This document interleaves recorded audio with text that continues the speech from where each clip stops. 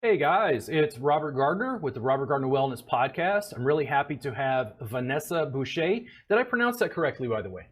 You did. Thank Bouche, you. yes. I added the little mark. You, compared to me, and I want to point this out, during COVID, during an age of lack of debate generally across social media platforms, you are a PhD and have tons of information about human trafficking in relation to the massage industry that I can't get from a 15-minute Google search.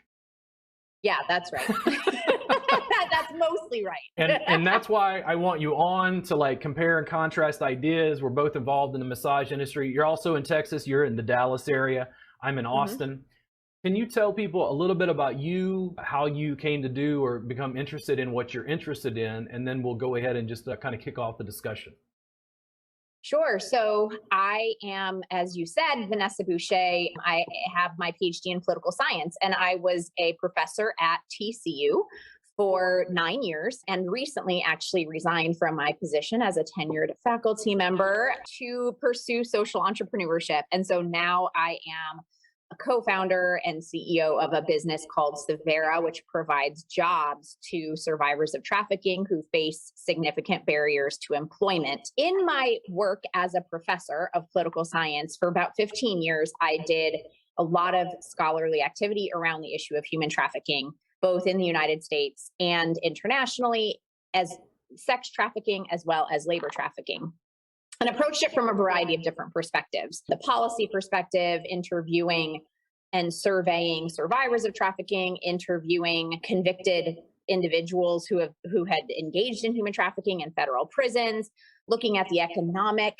impact of trafficking, specifically in what we call the illicit massage industry, and looking specifically in Houston. So approach the issue from a lot of different angles over the 15 years that I was working on it as a professor and as a scholar.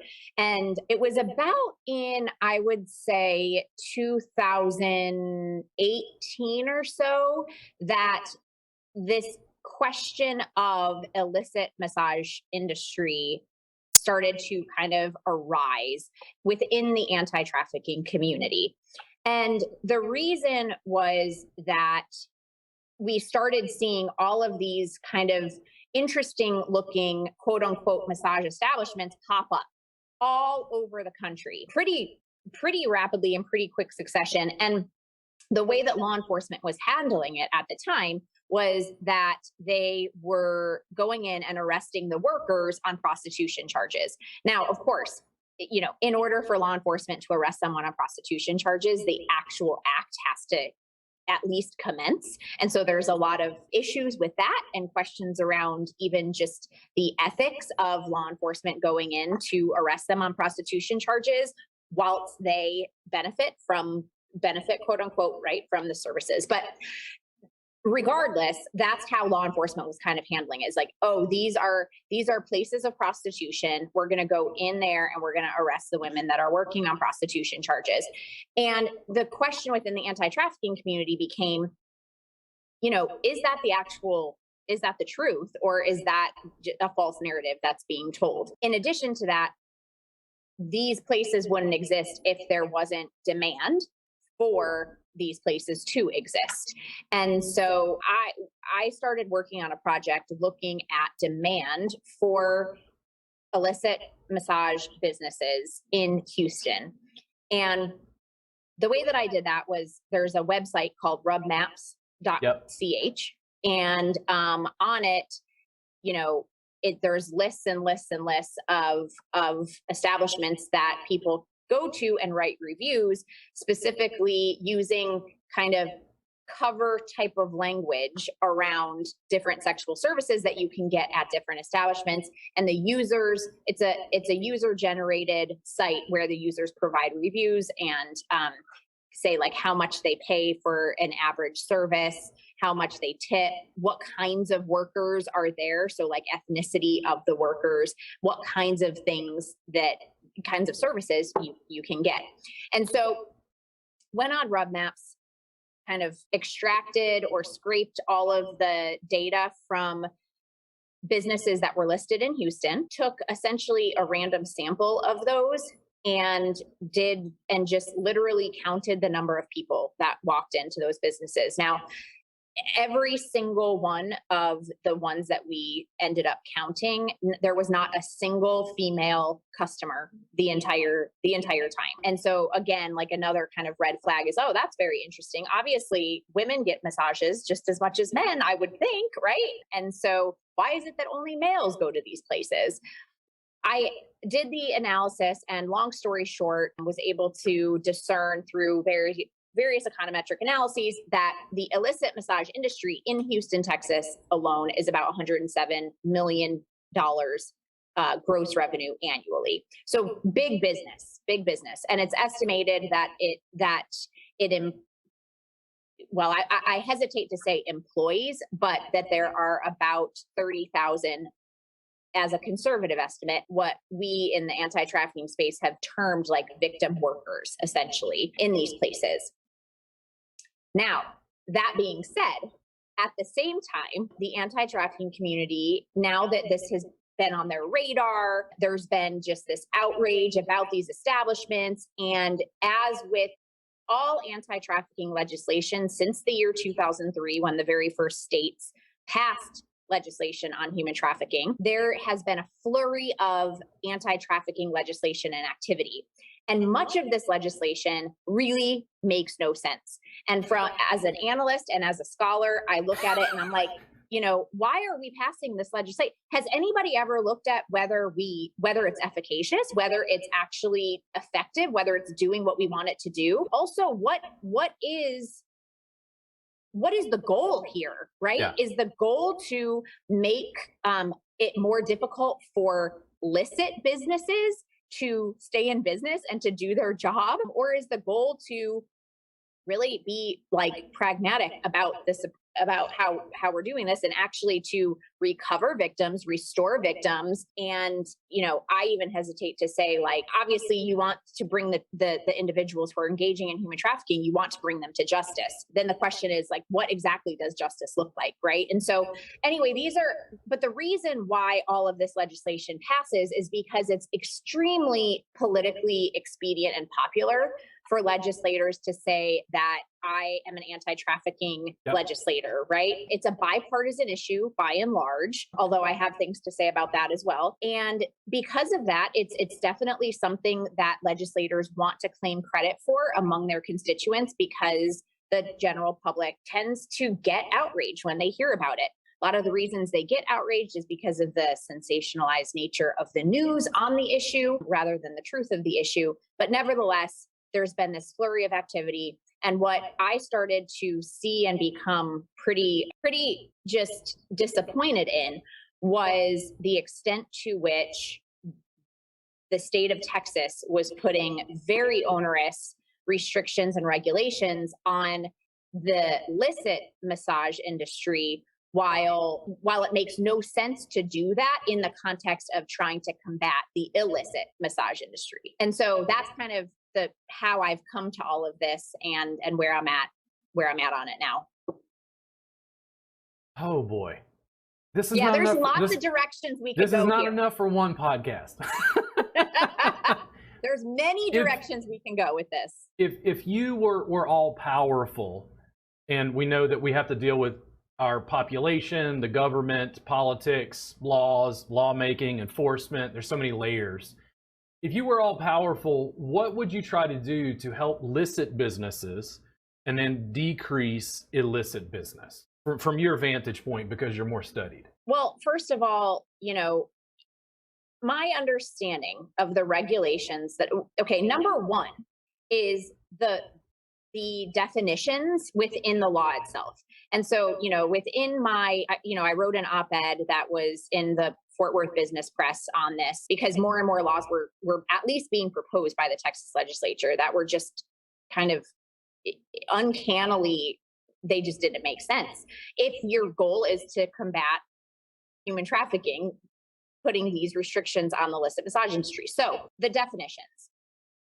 First of all, there's a lot of, I think, conflation of the definition of what is a massage establishment, versus what also exists in the law, which is a massage parlor versus sexually oriented businesses, right? Like there's all of these things and ways, definitions and classifications. And what ended up happening, I believe, is that there was this wrongful conflation of massage establishments with illicit massage businesses that are actually sexually oriented businesses and effectively massage or sex parlors, right? But because the law there's a definition of massage parlor, I think people just started conflating like, oh, well, one way that we can attack the illicit massage industry is if we put more regulations on the massage industry so that we can regulate them as though they're legitimate businesses,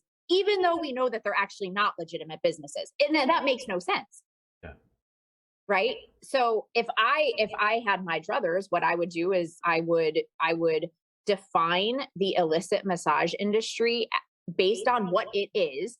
I would really not use the word massage at all, because I think that that's become part of the issue, is the conflation of these things. And I would probably just call it a sex parlor. And in the definition of sex parlor, you say that sex parlor engages in all of these various types of acts, one of which could be massage, right? But then you're completely separating the two. And the occupation code, one should be in the criminal code. The other should be right in the occupation code. So, man, so long story short, I use multiple cameras. I can flip camera angles live. I'm doing private live streams, group live stream classes. I can't offer any of that information for CE credit in Texas, because Texas doesn't allow hands-on instruction online. And part of the reason I contacted you was, over the years, my work is kind of weird because it's mat based, clothes on. I started filming and photo documenting everything, and over the years, like I have a following of massage therapists, but there's a lot of massage therapists who say, I don't understand, this isn't massage. And I go, great, then we don't need licenses in all 50 states and I can teach anybody. And they're like, oh, but no. And it's like, okay, I have 3 licenses alone in Texas. That doesn't include Arkansas, Louisiana, ABMP membership, AMTA membership, NCB TMB approved provider, and filing each additional class to try to deal with all this regulatory red tape. I look at Stretch Lab and Stretch Zone. They're hiring personal trainers and yoga teachers, and they're doing essentially what looks to me like hands-on manipulation of soft tissue. And they're like, no, that's different. And I go, oh, your definition of massage doesn't equate with what I think is going on when I have conversations with my lawyer. Like the language they're using and the way they're defining those terms is like, basically, as I see it sometimes, it's like it's benefiting big business and it's fighting me from like delivering stuff online because all the therapists want CE credit. Then what really blew my top was I read an article and they said, this is why we don't want online education in the massage industry. It's going to lead to more human trafficking. And I'm like, I've had it. I'm done. I talked to a school owner in Houston. Houston, to my knowledge, you correct me if I'm wrong, 4th largest city in the US, number 1 for human trafficking. Huge port city. It's, I hesitate to say that it's number 1 for human trafficking, because the statistics that people use to make that claim are not necessarily accurate. But nevertheless, it doesn't matter if it's number 1 or number 5 or whatever. Yes, there is a trafficking issue in Houston, just like there is in Dallas, just like there is anywhere. So a school owner in Houston, I did a training at her place years ago, and so we had a conversation over dinner with her husband. She explained to me that people would call her and say, listen, we'll give you $10,000 per transcript. And what they wanted her to do was falsify records so that they could, and it's like, ooh, man, that's a lot of money to fake some paperwork. I'm like, the industry is butting up against these things. You and I might have some differences of opinion on how to deal with it. The challenge is, how do you actually, as you said, in a pragmatic way, solve the problem and stop putting increased regulation and monetary issues against the massage industry.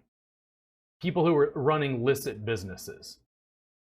Right. So it's really unfortunate to me. I don't know exactly what the justification was in that article that you're referring to as to how online massage instruction would lead to more trafficking. What did like why? So here's the basics. This is what I see. There's a slippery slope.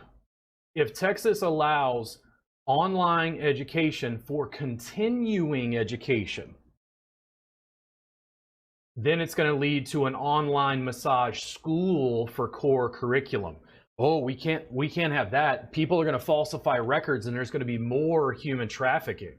They're using that as a justification to block online education, and online education is where I shine. Like I'm eating an industry from my studio, just running cameras, teaching people live, both interactively and in group classes. The issue is blocking online education doesn't have anything to do with like human trafficking as I see it. I keep going, wait, there are already laws. We already have brick and mortar laws. Like, just enforce the laws that already exist. Human trafficking is already illegal. Right. So once again, I think it's an issue of conflation. It's absolutely, there's a huge issue, as we all know, with self-made pornography now. What's the app called? Anyway, OnlyFans. Thank you. OnlyFans. I flaked on that for a second. OnlyFans, all of these things. And so then all of a sudden it becomes, well, oh, if you're touching people on a screen, then that could lead to, I don't know, and I don't know, because it's like, okay, are people trafficked on screens? Are people trafficked for the production of pornography? No, yes, absolutely. Yeah, I have no idea. Yeah. So there's in the studies that I've done with survivors of trafficking, when I asked them how they were trafficked and what types of industries were they trafficked in strip clubs, were they trafficked in the production of pornography, were they trafficked on the track or on the street, were they trafficked online, right? A surprising number say that they actually were trafficked to create pornography. So are people trafficked on screens? Yes. Enforcing that, this is what I believe. Enforcing that is much harder than enforcing legal activities of business owners. And so what we end up doing is the easy thing, and conflating things that are actually very, very different, just to claim that we're doing something, right? So rather than getting to the root of the people that are actually committing the crimes and actually trafficking people on screens, instead you just make these claims that that could lead to, and I don't understand. That's why I'm saying are people trafficked on screens? Absolutely. What does that have to do with online instruction for continuing education credits for massage therapists? I don't know. I don't know. There was an issue, and this is the complexity. I'm a CE provider. Almost everything I have produced, I cannot offer Texas massage therapists CE credit online because I am blocked from teaching hands-on instruction online for CE credit. You want to make it more fun? I finally get the technology set up. Not as nice as it is now, but it was set up. I taught a class online for Thai style foot massage. The only bare part of the body is the feet. I haven't had somebody take off their clothes in years. I work completely clothed on a mat. Yeah. So I'm a little mouthy. I have opinions. I taught the class. I made sure to have my Bluetooth in so students could text or call and ask me questions live. A student called in and proceeded to just bitch me out for several minutes live. You couldn't hear her because she was in my Bluetooth. And I just lost it. I'm like, I've done all this and I do all this work and I'm being attacked because Karen doesn't like my opinions. So Karen took it of herself to report me to TDLR. I get a notification from TDLR. The regulators are calling me and going, what did you do? What did you say? And I was like, hold on. She told you in a message what she said, or what was said, what I did.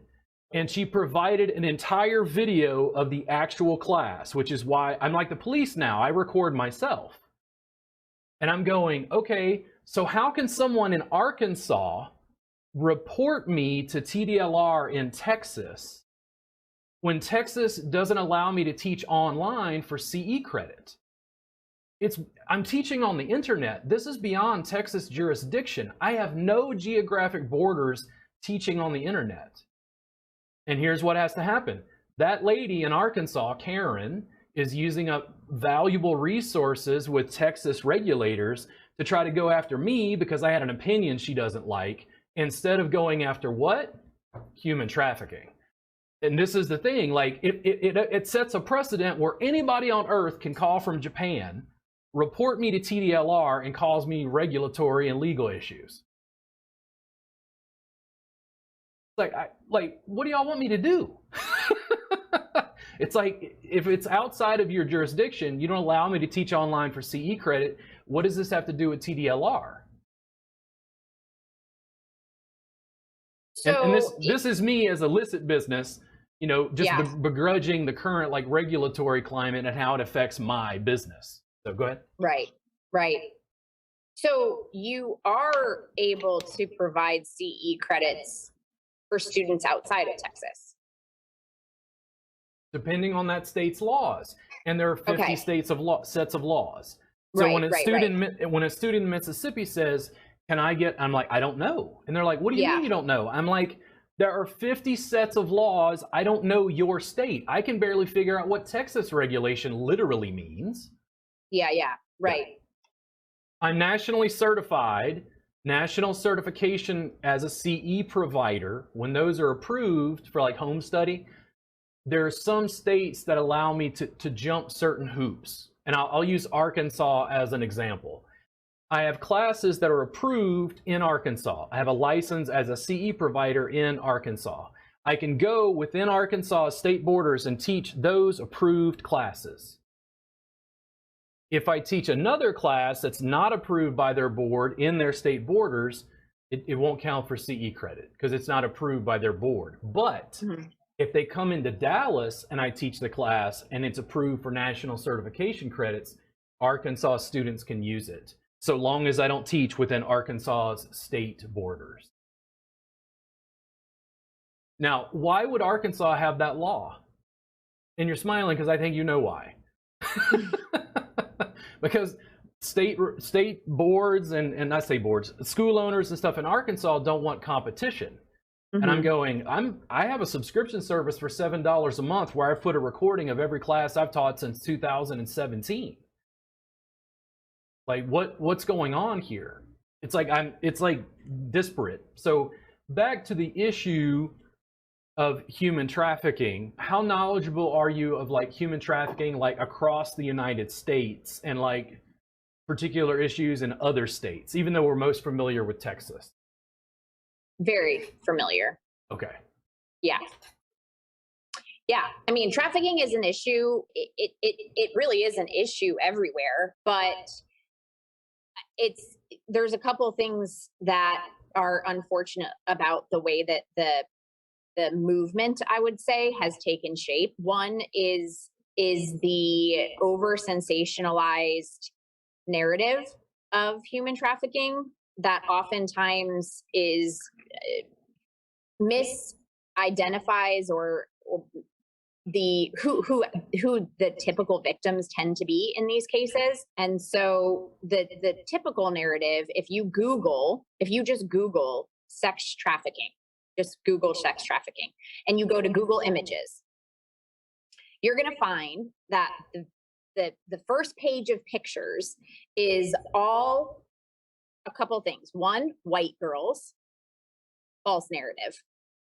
Two, in chains, false narrative. 3, like completely beaten and, looking all haggard and stuff. Less of a false narrative, but, not always the case. And then 4, if there is a perpetrator behind them or around them or whatever, it's typically painted as a person of color, right? So there's a lot of very troubling racial implications for the way that the issue of trafficking has been framed and the narrative around it and the sensationalizing of it. And so that's something that's troubling, something that's problematic. And unfortunately, though, the reason that narrative exists is because nonprofits have to raise funds. And that narrative speaks to the people that make donations more than the true narrative, which is, that the plurality of victims in the United States are women and girls of color, many of whom come from child protective services, foster care, juvenile detention, and, maybe have substance abuse issues, potentially teen pregnancy. That's really that is predominantly who the victims tend to be. Lower educated, don't finish high school. And so when you look at really what it would take to combat the victimization of girls for the purpose of sex trafficking, what it would take is doing those things that most of these same people who give a lot of money don't necessarily want to do. So looking at interventions in inner cities and looking at, providing services to girls that otherwise are deemed kind of like throwaways. So that's kind of, it's unfortunate how the narrative has evolved over time and the sensationalizing that has taken place, because it is a very large problem. And unfortunately, with the advent of social media and the ability for traffickers to recruit in more ways than just meeting someone in person and being able to see people's vulnerabilities online and that sort of thing, like it is a big problem, and it's not going away. I mean, if anything, it's only gotten worse. But the problem is that it's sensationalized, number one, and number two, the framing of it since the very beginning has been around criminal justice. It's been around, we need to criminalize trafficking, we need to prosecute the traffickers, we need to put them in jail, and then there's not a whole lot of services for the survivors. And unfortunately, it is a criminal justice issue, but that's only a little tiny part of it. It's a human rights issue. And so that type of framing, though, is also what has led to this smattering of laws on trafficking across the country, in every state across the country. And part of that has then been, how do we, or can we, clearly we're not necessarily making a dent by only making it a criminal justice issue. So how do we then attack it from the civil side, right? How do we is it possible to create regulations within those industries where traffickers may exist, or at least, appear to exist, and then approach the problem from a regulatory standpoint and shut them down by bankrupting them with fees than any other way. So that's kind of where we're at with the illicit massage business right now. I hear from legitimate businesses, illicit massage businesses, even here in Austin. There was a young lady that owned a facility, and there was another massage facility in a shopping center, and she said, "This is not good. This is not a legitimate, business." She continually reports them. TDLR can't do anything, and then the police say, "Sorry, it's just not a priority. We only have so much resources." And I do what I always do, and I sit back and I go, okay, we know that heroin, cocaine, and all these fentanyl, we know that all this is illegal, but you can still buy it in every major city in America. Where does the money go? And it's like every bank in the world just goes, oh, we don't know where those billions of dollars went. And it's like, it's got to go somewhere. It's got to be laundered somehow. When you talked about it initially, you said like 30,000, I think, was like numbers. And then what was it 100 million? Was it over 100 million? About, yeah, 107 million. Yeah, gross I'm like, revenue. where does that go? Like, how is, like, how can they not follow? Because this is why crime happens. There's money to be made. And it's like, where does the money go? How does it just vanish? And I don't have the answers to that. But again, I'm in my studio trying to cross state borders using the internet.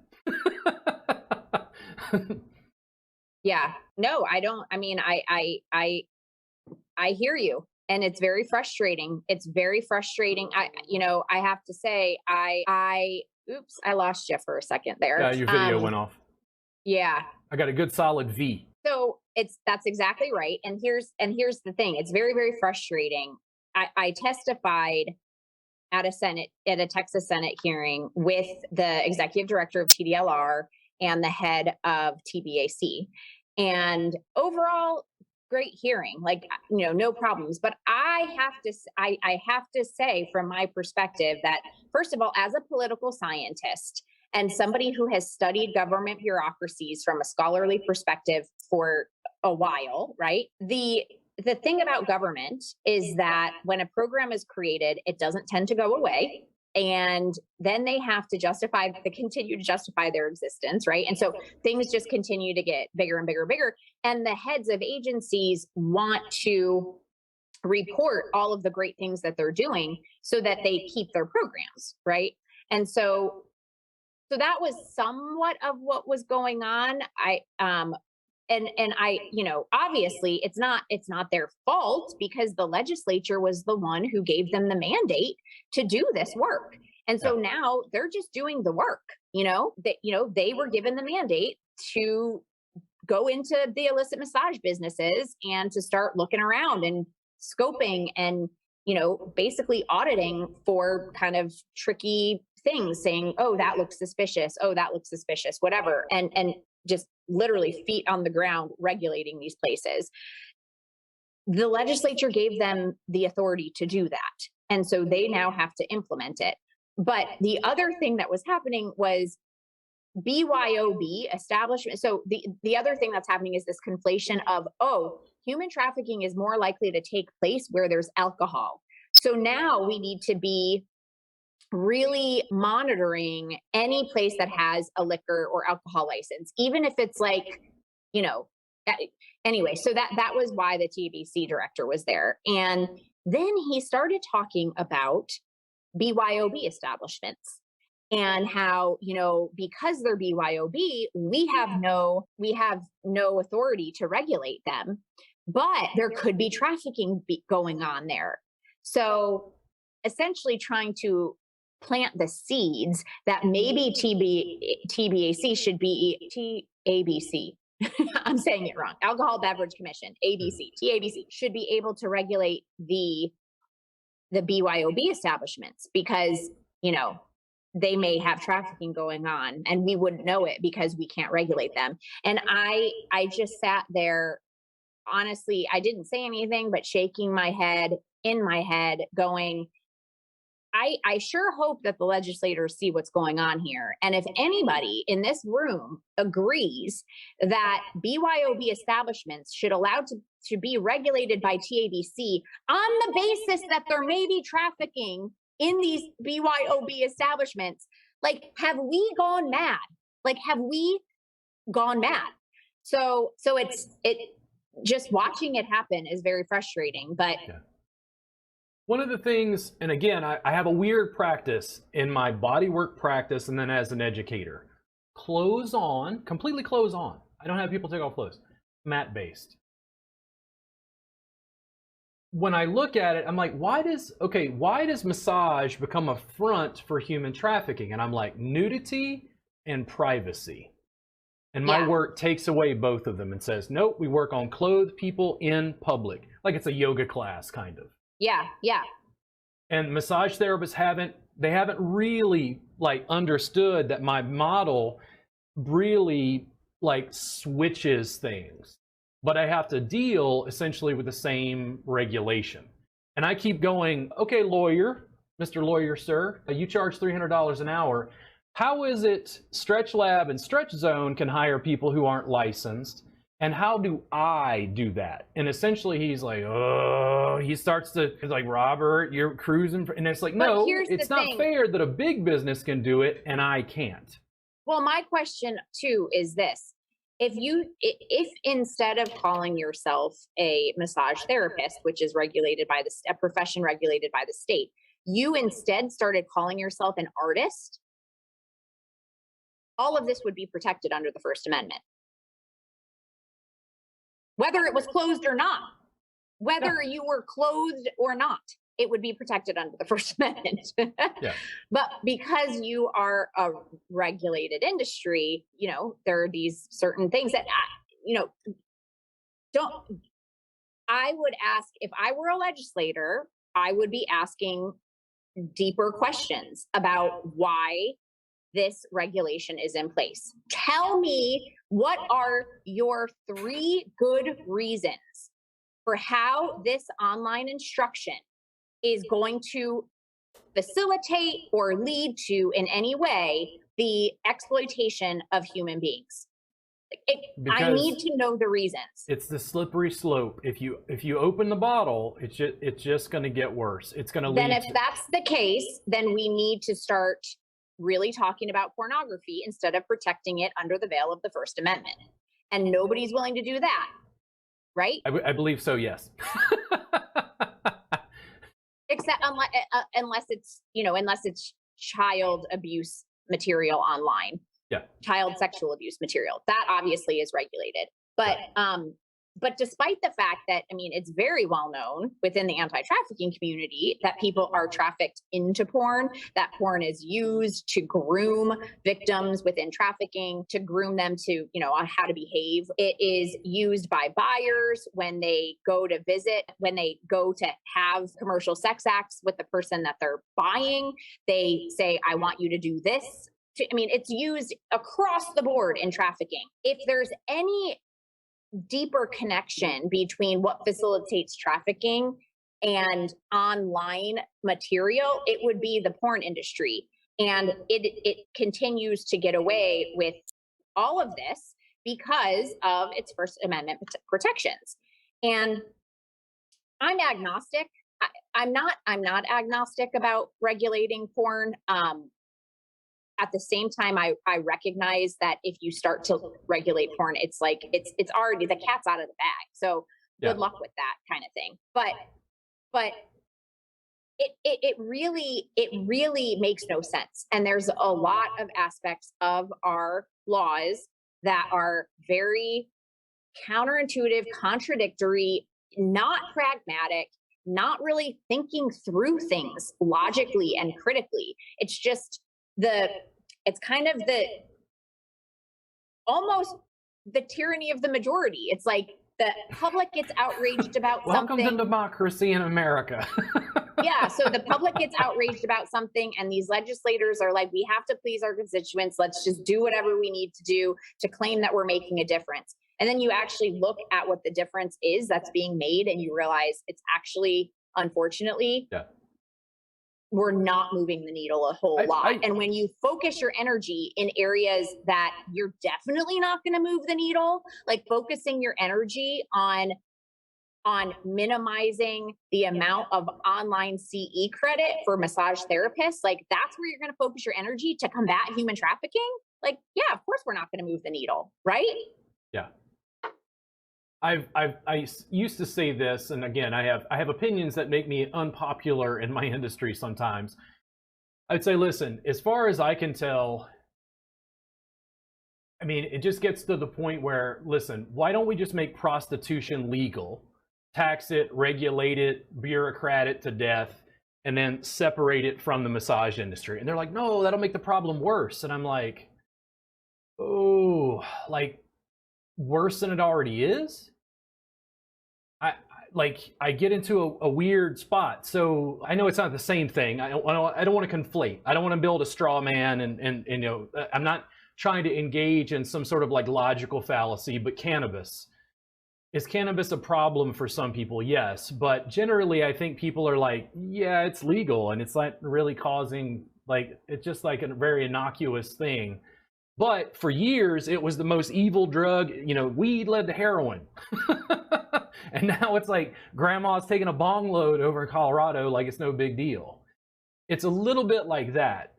My confusion about the massage industry is even therapists, they generally seem to go, no, regulate me more so we can cut this down. And I'm like,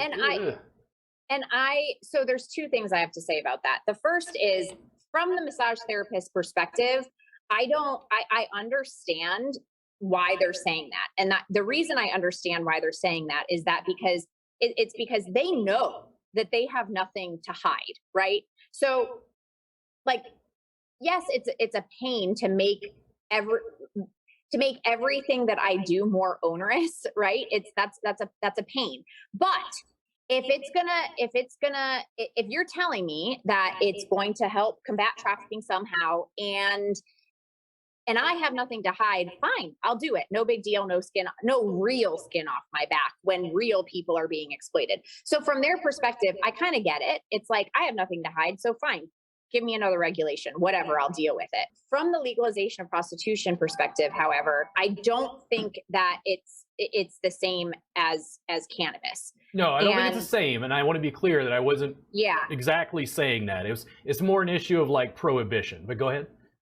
Right. So there are a lot of movements across the country in specific jurisdictions to legalize prostitution. Right now, there's a big movement in Oregon. There was a big movement in Washington, D.C. a couple of years ago. It ended up not passing. But prostitution will probably be legal in some states within the next several years. That's just my guess, because the movement to legalize prostitution is pretty strong. My issue with legalizing prostitution is, I have several issues with it. The first issue is that when you talk to buyers of sex, and you ask them, what would deter you from buying sex?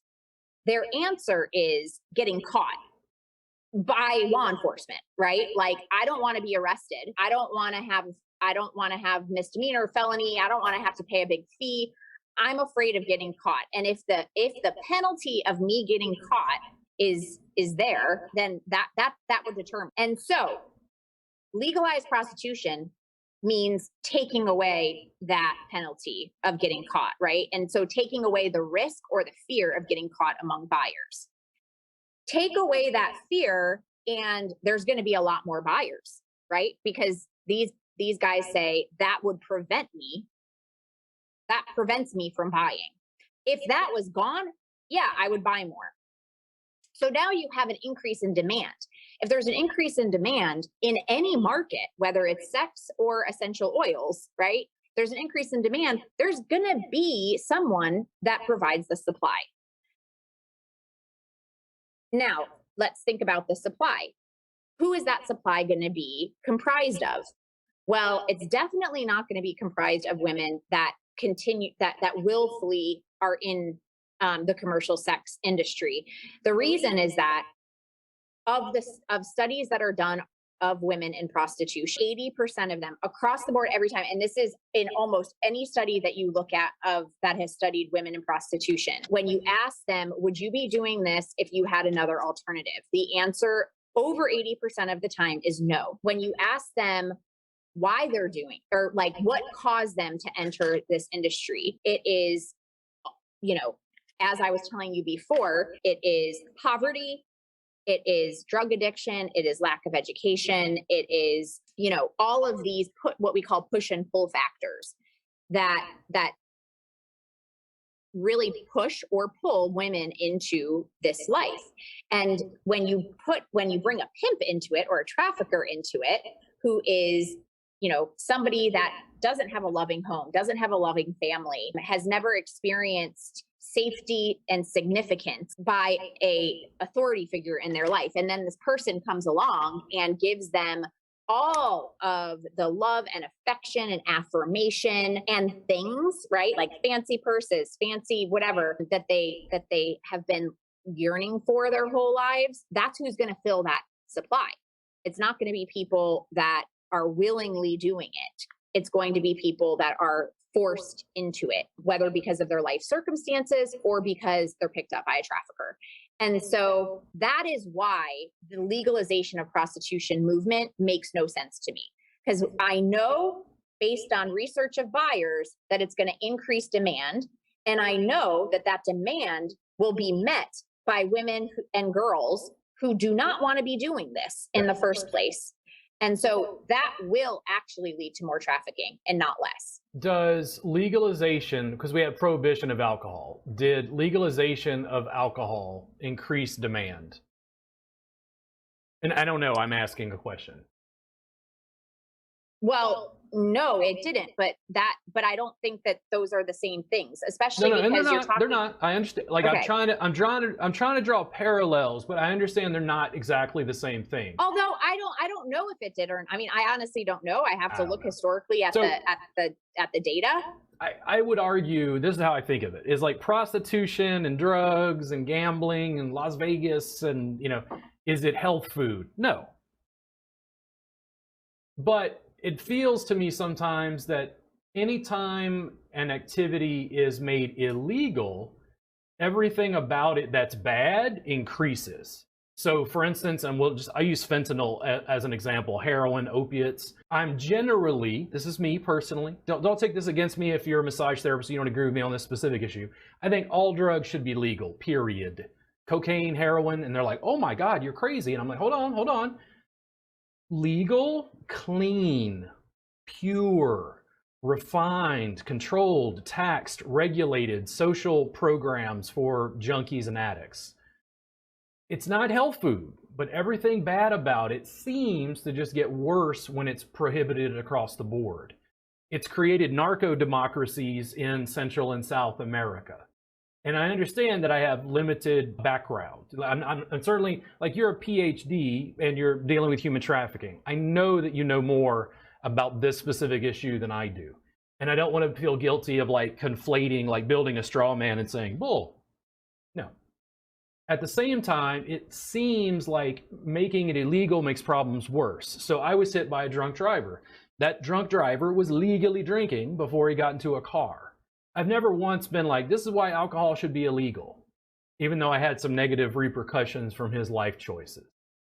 That's the challenge I have with, quote unquote, and we could argue this, what a lot of people consider victimless crimes. It's like, I think one of the words you use that I find most appealing is pragmatic. I think generally you and I both are against human trafficking. I think probably we're against prostitution, against illegal drugs, against human rights violations. The challenge then becomes, how do we manage it in a pragmatic way for the benefit of society as a whole? Yeah, and the reason that I would say that drugs and prostitution are not good points of comparison is because by and large, when you are doing drugs, you're harming yourself, right? It's self-inflicted harm. Now, does it have secondary effects on your family, on your community, on your friends, on your... Absolutely. But the physical manifestation of harm is your body. Trafficking is different. It is the exploitation of another human being's body. And not just their body, their soul and their spirit too get crushed. But it is the exploitation of someone else's body. So it is me deciding that I can purchase not a product like drugs that I use once and then have to, go buy more.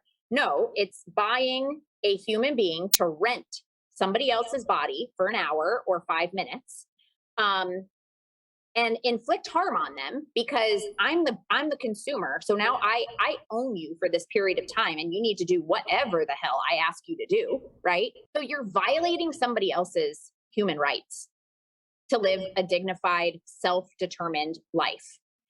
And that is why I think you're not conflating the two. And I understand that, but comparing the legalization of drugs with the legalization of prostitution is not correct, because it's violating another human being versus violating yourself, making the decision to inflict harm on yourself versus inflicting harm on somebody else.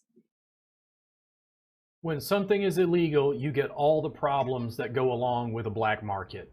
That's the thing that I keep going back to. And I like the distinction between a product that you're using harming yourself, meaning like illicit drugs, and then human trafficking, violating somebody else's autonomy and human rights. It goes back again for this question for me. Let's say, again, this is not enough for one podcast. Like I could tell 5 minutes in, I'm like, dude, we could go down a rabbit hole on one specific issue so far. Like we'd have utilitarian philosophical principles about society at large. If you're a massage therapist and you live in the United States and you're licensed, you're running a illicit business, how then do massage therapists band together to try to prevent human trafficking? In other words, we all admit there's a problem, and we can argue about how to, degrees and things, but like, what do we do as the therapists on the ground? Yep. I love that question, and I'll tell you why.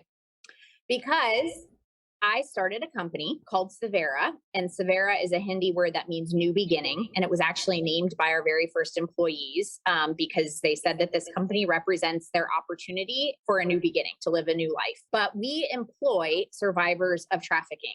And we're a wellness and lifestyle company. And the reason that we're a wellness and lifestyle company was very intentional. It was because we are genuinely about holistic wellness for the benefit of all of our stakeholders, whether that's our employees, whether that's the customers that enjoy our products. We want, when people think of Savera, we want them to think of holistic wellness. And the fact that when you purchase our products, you're not only receiving a luxurious, premium, elevated essential oil product that is USDA certified organic, 100% pure, but in so doing, you're making yourself well while simultaneously making survivors of extreme exploitation well also.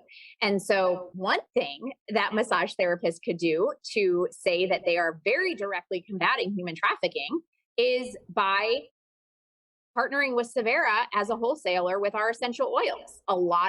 Obviously, a lot of massage therapists use essential oils in their practice, obviously mixed with a carrier oil or whatever. And we have, honestly, some of the creme de la creme oils that you could purchase. So Savera is up here, right? You go to Savera.com and we take, we actually already have a good number of massage therapists that are wholesaling with us. But if you want to try out the products first, you can use a coupon code that you have, Robert, and I gave it to you. Massage. Yeah, I'm gonna put it up on the screen towards the end of the podcast. Yeah, Massage 25. Again. So anyone listening to the podcast and is interested in kind of experimenting with the various products, seeing what they're all about, you can use that coupon code and test them out if you want to. But that's a super direct way to be like, you know what?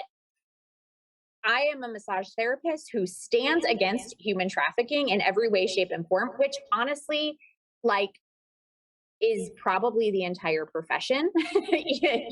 Nobody is for human trafficking. It's not like that. So this is a really easy, tangible way to say, not only do I proclaim that I'm an anti-trafficking activist, but I actualize it by partnering with this wellness company that is providing restorative, dignified employment to survivors who have endured the traumas of trafficking. So that's a shameless plug.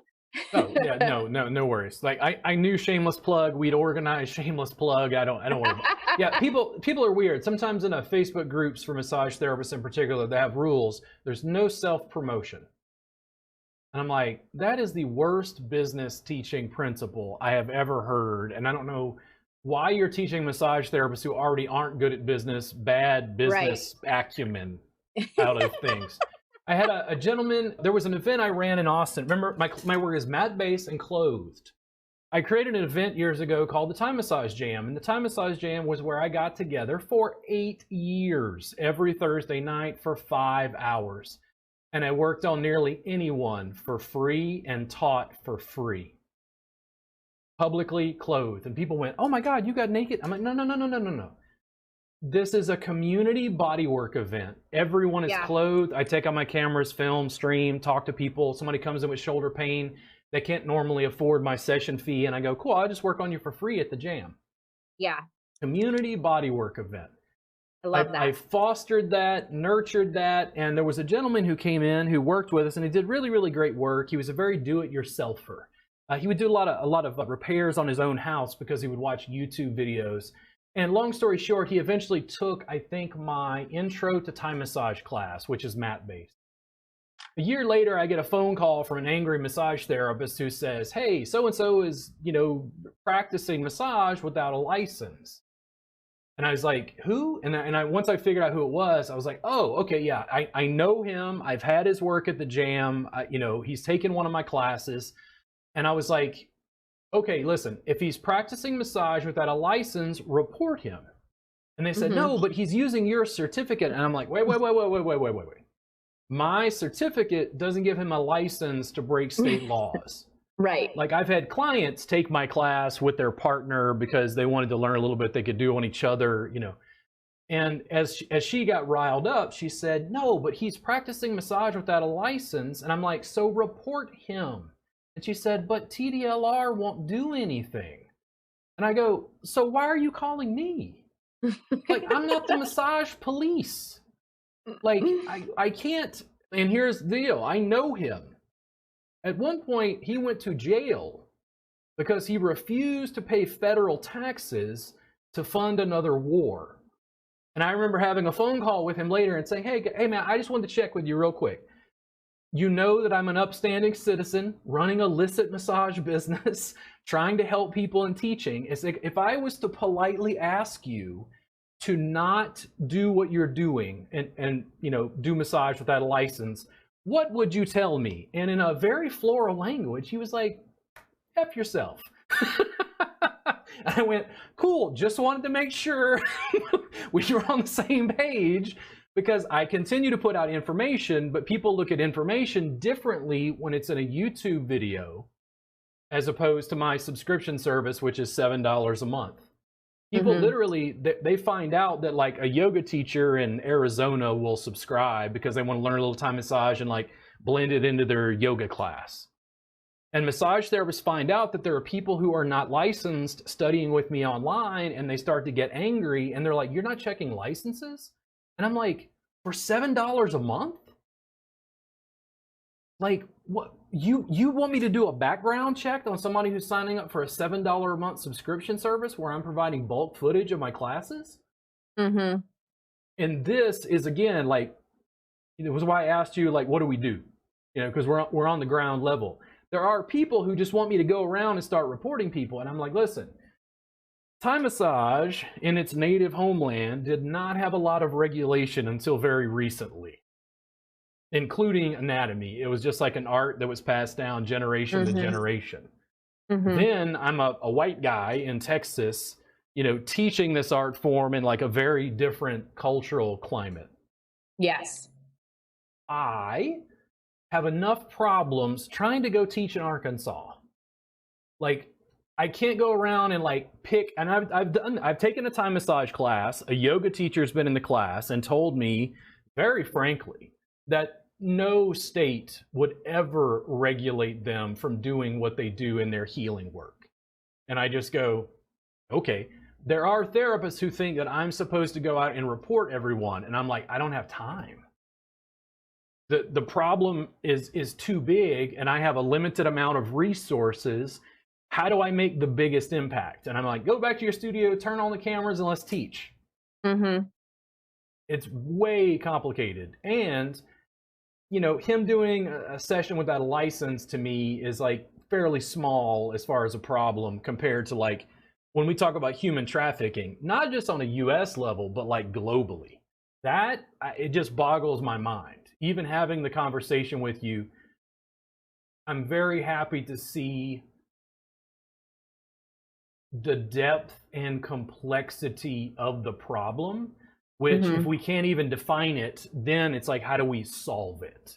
How do we make, tangible differences in people's lives when we're operating from like limited information? Yeah. I think that looking for ways, there's always ways to plug in to make a difference, but I do think that I empathize right now. That's why I wrote the op-ed, because I empathize with the regulations and the just the onerous regulations that are being put on small business owners for really reasons that are based in a lack of understanding of what's actually going to help and what's actually going to work. So,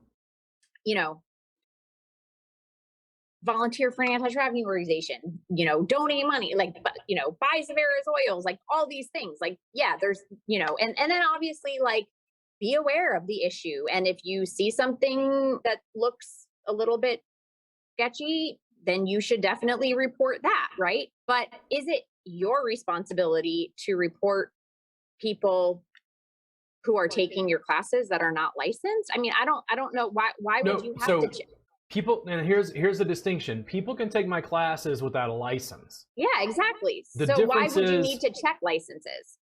Say it again. Why would you need to check if they have a license or not? Massage therapists feel like they're an elite class. And I started making this distinction recently. I realized something because I started watching Bob Ross's The Joy of Painting. And I went, oh my God, I'm Bob Ross. Like I'm a curmudgeon and I'm angry and kind of, drill instructor-y like the guy from Full Metal Jacket sometimes. But I'm like, oh no, happy little trees. Anybody can learn to paint. Anybody can learn Thai massage. I'm going to show you. And that's the thing. It's like we don't have regulations against artists because there's no harm, right? But with massage, it's like, no, people could be injured, people could be this, people could be that. And I go, okay, yeah, it is possible, but let me educate the public and teach them about the bicep. Let me teach them about how to safely work on this on their partner.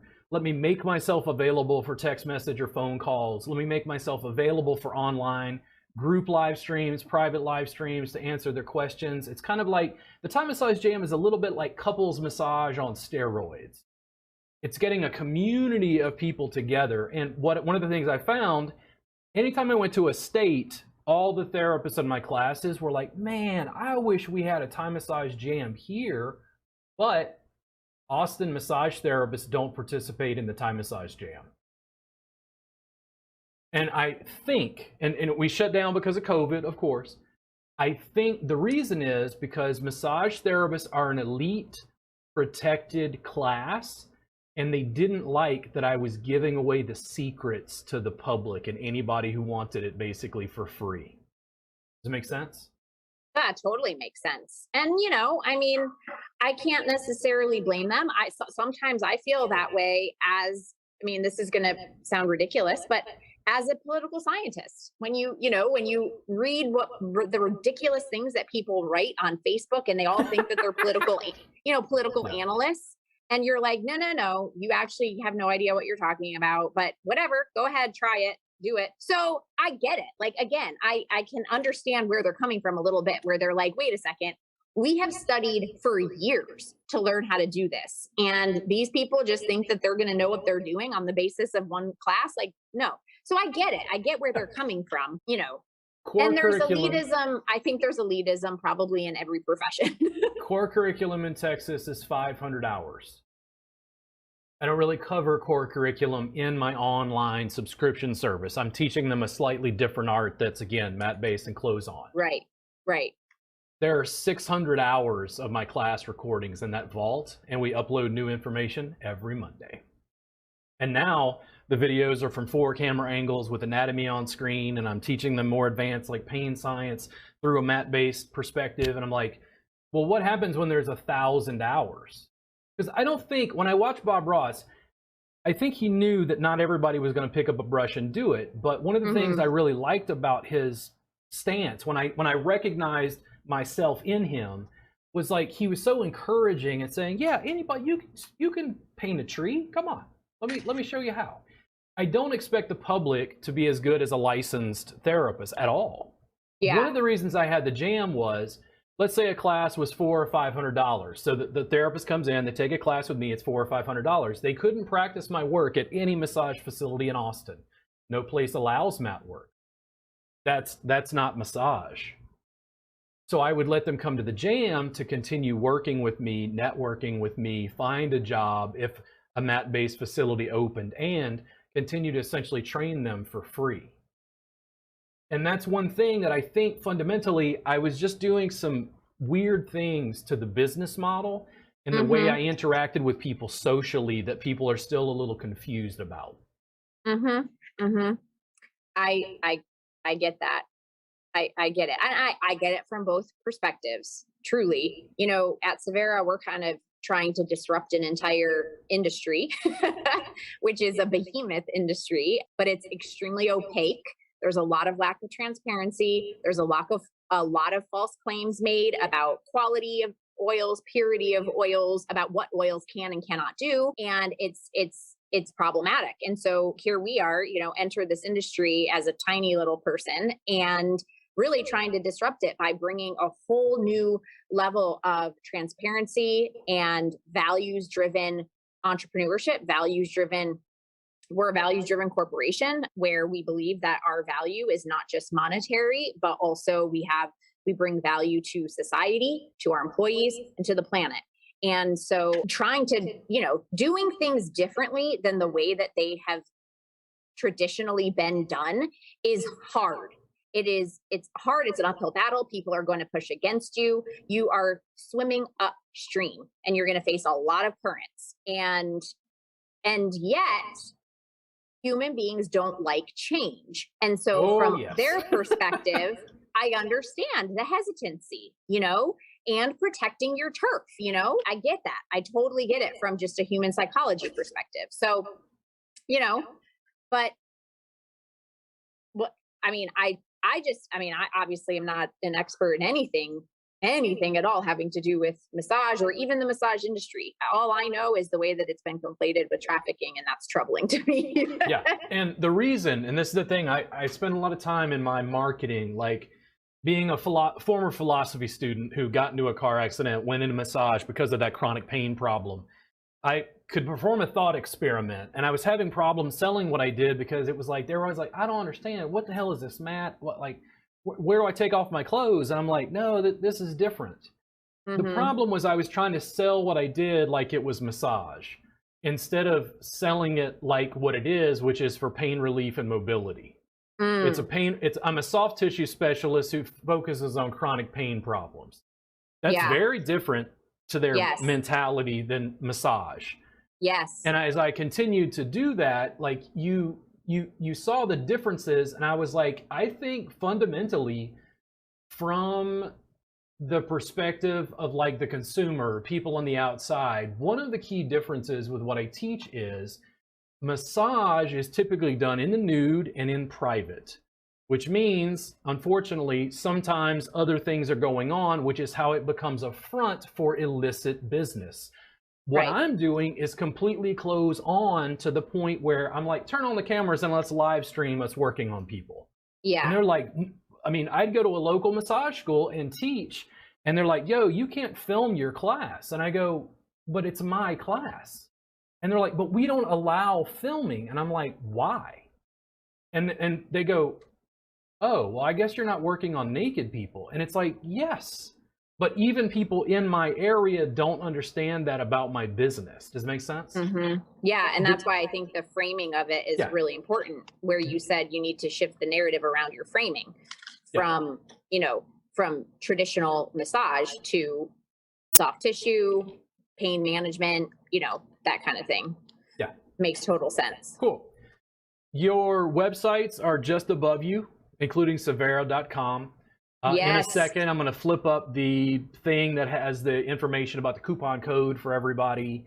They can contact you on Facebook down below. Do you have any additional information you want to put out to the audience? Is there any closing note? I would just say to the audience, thank you for what you guys do. As we were talking just now about the swimming upstream and the currents, I really feel like your profession is in a current for multiple reasons, not only because of the regulatory environment, but also because of our culture, where we are such a culture of, do, and lack of self-care and lack of taking a break and all of these things. And it reminds me that one time I was at the gym and I carved out a little bit of time to sit in the sauna. And I remembered feeling guilty that I had carved out that time to sit in the sauna. And I'm thinking, oh, I have so much to do. I really shouldn't be doing this right now. And there was a Brazilian woman in the sauna as well. And she said, I made a comment of like, I really shouldn't be here. I need to get going or something. And she said, you know what's wrong with you guys? Meaning Americans. She said, this is part of the culture of the rest of the world. In the rest of the world, sitting in saunas, getting massages, taking care of these parts of, the holistic care of your body is part of the culture. And in the United States, you guys feel guilty about doing those things. And it makes me really sad. And so all that to say, it's not only the regulatory environment, but it's also this environment of like, massage is a luxury instead of thinking it as massage is a necessity, right? Yeah. And my goal, like Bob Ross, is I just went, it's already closed on. Just bring people in and teach them. And people were like, I don't understand. Like, how are you going to make money if you're giving it away for free? And I'm like, listen, after Bob Ross did his show, every class was sold out. Mm. They want it in a different form. I package it online. I've had an educator say, online education in massage, online education doesn't work. And then I'm talking to her about my subscription service, and she's like, oh my God, you don't just give them everything, do you? And I go, well, yeah. And she's like, but if they learn it online, they're not going to take your classes. And I'm like, you just told me that online education doesn't work, which is it? Either they can or they can't. Yeah. I'm like, okay, so why do I have, and this is the thing, people got to think about this. In the massage industry, I have a lot of massage therapists who follow what I do. Why do I have you on the podcast? Because I do want to give back, but like I have business interest in like promoting good, sound, logical discussions, promoting people doing good things that legitimizes my industry. It's a business decision to network with you, to network with people that know you, to like promote women, to promote human rights, to like, thank you. It's like, it's all these things where it's like people misconstrue it. We're like, well, Robert just wants to make money. And I'm like, no. Yeah. Okay, Bob Ross wanted to paint, and yeah, he wanted to make money, but he wanted to help people. That's I mean, we can argue about how it's done, but that's all it is. Like the no self promotion. It's like you said, hey, I'll make a coupon code. I'm like, sure, I'll run it through my email list. There was no like resistance. Like, I'm not going to promote her stuff. I'm not going to promote her business. And I'm like, why? Well, and I was very thankful that you were willing to, because like I said, I believe very strongly that there is a amazing opportunity for strategic partnerships between massage therapists and Severa. And that's actually why I was supposed to go to the AMTA convention in Tampa before it got canceled, but I had a booth. I was going to have a booth there because it is a super, it would be a wonderful connection and collaboration, I think, for massage therapists to say, you know what, we care about trafficking. We understand the ways that our profession has been co-opted and misconstrued, and it's unfortunate. And here's all of the ways that we are working to combat it. And a partnership with Severa is just an obvious one. But here's one of our oils. We also have a bug spray. So, oh yeah. So thank you guys so much for tuning in. Vanessa, I don't want you to leave. I'm going to talk to you for just a minute after the podcast finishes. Listen, if you guys have like additional comments, you have questions, this is going to wind up on Facebook in addition to YouTube. Just comment in the comments section. Vanessa will probably be able to answer those as well as myself. If you want us to go head to head again and argue about stuff or debate, I'm sure that's probably a good thing. Just let me know what other topics you guys are interested in. I'll continue to differentiate the podcast over time into other industries. I really appreciate you guys tuning in, and you have a great day. Thank you for supporting the Robert Gardner Wellness Podcast, and thank you to Vanessa for joining us today.